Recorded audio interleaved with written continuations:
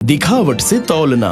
विजयेंद्र विजयनगर राज्य के सेना का सेनापति था। सेनापति विजयेंद्र को पुत्र प्राप्त हुआ था और उसे नवाजे जाने से विजयेंद्र के घर में महोत्सव का माहौल था।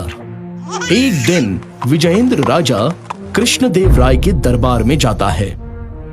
नमस्ते महाराज, आज मेरी जिंदगी का सबसे बड़ा खुशी का दिन है। भगवान के आशीर्वाद से मुझे बेटा हुआ है। बहुत बहुत बधाई हो विजयेंद्र। शुक्रिया महाराज, मैं आपको और सभी दरबारियों को मेरे बेटे को आशीर्वाद देने के लिए न्योता दे रहा हूँ। बहुत अच्छी बात है विजयेंद्र, हम सब जरूर आएंगे।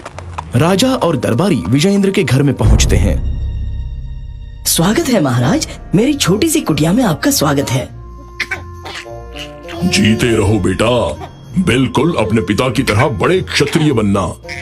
महाराज, इसके दिखावट से ऐसा लगता है कि ये अपने पिता से भी बड़ा क्षत्रिय बनेगा और वो इस पूरे राज्य का सबसे बड़ा क्षत्रिय कहलाएगा।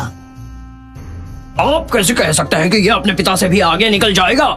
मैंने उसके दिखावट से ये समझ लिया है। पर कोई भी इतने विश्वास से कैसे बोल सकता है ना महाराज? मैं तुम्हारी बात से सहमत हूँ, तुम्हारी बात में दम है। सब ने बच्चे को बहुत आशीर्वाद दिया और जब सबको भोजन परोसा गया, उन सब ने बड़े आनंद से खाया। दरबारियों को ये घटना उनके जीवन में हमेशा याद रही। अगले दिन जब रामा मौजूद नहीं था तो उन्होंने इसका फायदा उठाया। महाराज, हमारे पास रामा के दिखावट से तौलने की क्षमता को परखने का उपाय है। रामा की तौलने की क्षमता? किस लिए?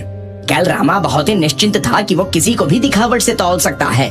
क्यों ना हम उसकी परीक्षा लें और ये साबित कर दें कि वो हमेशा ही किसी को दिखावट से तौल नहीं सकता। दरबारी राजा को अपनी तरकीब समझा देता है। राजा को भी ये जानने की उत्सुकता हुई कि रामा इस परीक्षा में सफल हो पाता है या नहीं। जल्दी से परीक्षा का बंदोबस्त किया जाए। अगले दिन जब रामा सभा में सबके सामने आते हैं। रामा, आज हम तुम्हारी परीक्षा लेने वाले हैं। आज हम देखेंगे कि क्या तुम वाकई किसी को दिखावट से तौल सकते हो। जी महाराज। हमने वो सामान मटके लटकाए हैं जिनमें से एक खोखला है और दूसरा ठोस सोने का है।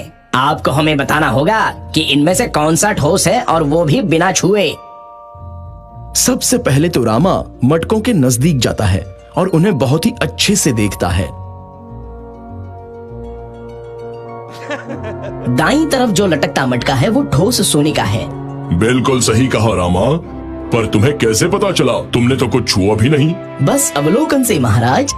जो मटका ठोस सोने से बना है वो सिकड़ को ज्यादा खींच रहा है और दूसरा हिल-डुल रहा है क्योंकि वो हल्का है। इस तरह से रामा साबित कर देता है कि वो दिखावट से तौल सकता है।